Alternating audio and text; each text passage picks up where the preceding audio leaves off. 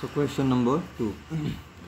If E, F, G, H are respectively the midpoint of the sides of a parallelogram. So suppose E, F, G, H are midpoint. They have said these are midpoint. Obviously my diagram is horrible, but try to understand. Okay, this is the midpoint of this side, this is the midpoint of this side, this is the midpoint of this side, and this is the midpoint of this side. So they have said midpoint of sides of parallelogram ABCD. Show that area of EFGH, area of EFGH means area of this quadrilateral is equal to half of area of ABCD. So you have to show area of this quadrilateral is half the area of this one. So whatever is this area, this will be half of it. You have to show, right? So for that, again, I will tell you, right, that theorem will help you to prove this question. Okay, I told you this one in the previous part. You can see that theorem what I have said there, and the proof if you want, and if you are not able to do it, let me know. I will show you the proof also of that theorem. Okay, it is quite similar with your previous theorem for parallelogram. Okay, now see here, to show this parallelogram is this quadrilateral, it's half of this one. So the theorem says is triangle area is half of parallelogram. So I don't see this one as a triangle. This is what? Quadrilateral, right? So to make it triangle, what you can do? Join this HF. If you join this, then see here, if I can show this and this parallel, then this will be parallelogram, this portion, because this they have said it is a parallelogram, means what? This and this parallel, this and this parallel. But if I draw construction here, then I have to show that this and this parallel first. Now if I can show this and this parallel, then I know this will be parallelogram. Then you can simply use the theorem. What it says, the triangle area is half the area of parallelogram. You can see this triangle, it is from this base, and this parallelogram is also from this base, and it is between same parallel. Then I can use the theorem, right? Area of triangle is half of this parallelogram. Similarly, this also, area of this triangle, half of this parallelogram. So if you add up this one, then obviously this will be half of this whole thing.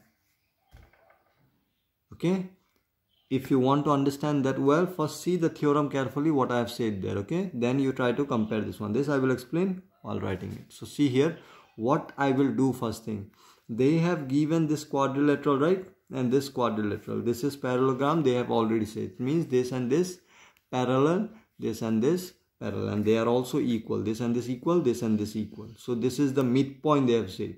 This is the information given to you. Now what you have to prove is this area, you have to prove it is half of this whole thing. So how I will prove that? This portion I will show that this is half of this portion, and this portion I will show this is half of this portion. So if you add up, then obviously if you add up this and this, it will become this one, and if you add up this portion and this portion, it will become a parallelogram, right? So when you add up this one and this one also, if you add up, then can I say or not? Since this is half of this portion, this is half of this portion, then addition of this one, whatever you will get, then obviously this also will be half of this whole thing. Okay, that I will show you in writing part also. Okay, so it's obvious, right? So this also will be half of this one. So first aim will be what? To construct this one and to show this parallel to this. Once you can show this is parallel, directly use the theorem and prove it. It's very simple. Okay, so I told you that theorem will make it very simple to solve this question. Okay, so first thing is I have to construct this one. So let's construct this. Okay, first okay, ABCD they have given, EFG. Okay, let us construct HF. Okay, now what we will do, we will show this and this parallel to each other. Now how we can show that? If you can show this and this parallel and equal to each other. Okay, if this is parallel and equal, then we know, right, this also will be parallel and equal. Obvious, right? So my aim will be to show now, to show this and this parallel, this portion and this portion parallel. I have to show this and this parallel and equal. Okay, there I can easily show. First thing, this and this parallel, we know this, right? And this midpoint, so obviously, and this is parallel means what? This is equal also, because it is a parallelogram.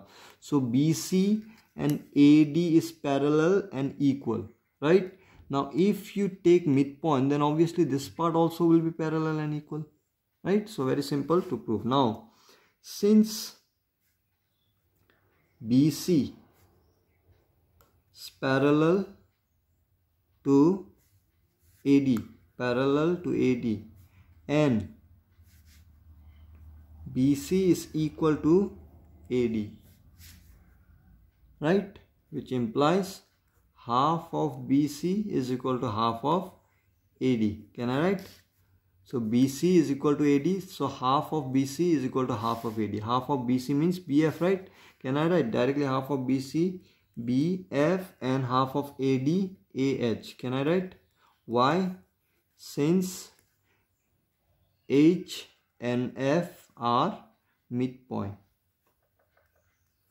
Since these are midpoint, then half of this one will be which one? This one. Half of this one will be which one? Obviously this one. So they also will be equal. You can see I've already shown. So BF and AH is equal, and BF parallel to AH also. Therefore AB parallel to HF. Can I write? Or you can write here first. Therefore ABFH is a parallelogram. First you write down the parallelogram. Okay, we have theorem. Remember, when one pair of opposite sides are parallel and equal, then the other pair of opposite sides also will be parallel and equal, and it will form a parallelogram. If one pair of opposite sides are parallel and equal, then it will always form a parallelogram. One pair of opposite side of a quadrilateral, if it is parallel and equal, it will always form a parallelogram. So we have already shown that one pair, you can see this and this parallel and equal, we have already shown. So this will form a parallelogram. So if this is a parallelogram, this and this also will be parallel.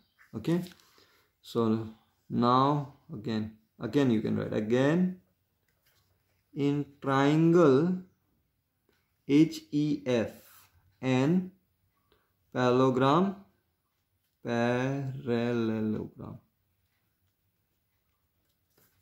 ABFH.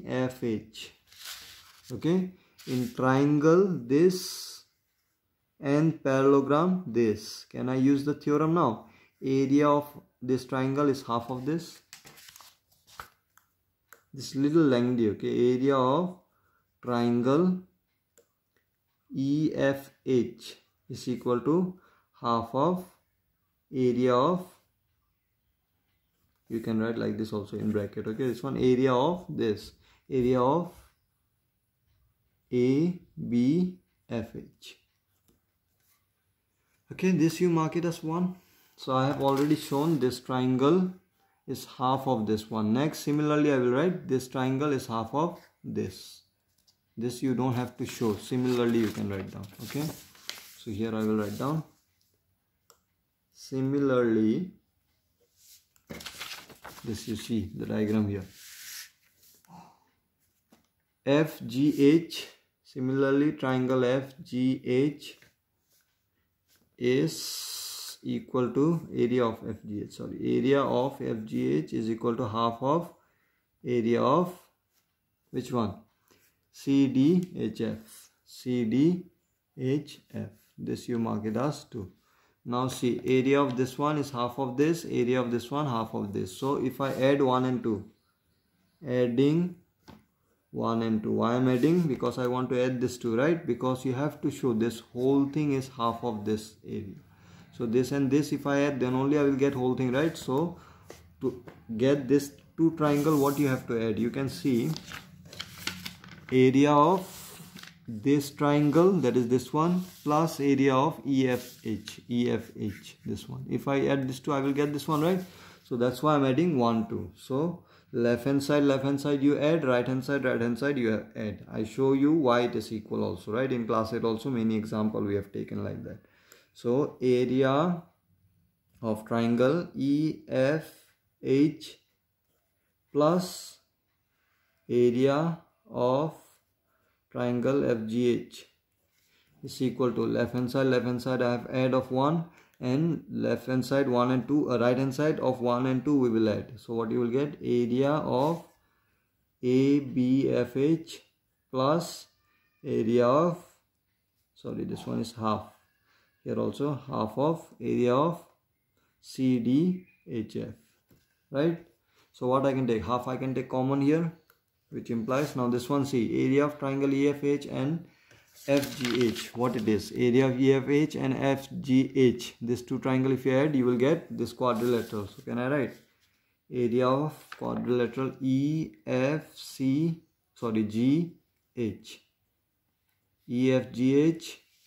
is equal, so this plus this you will get this one is equal to half I can take common. So area of ABFH plus CDHF means what? Can I write ABCD, right?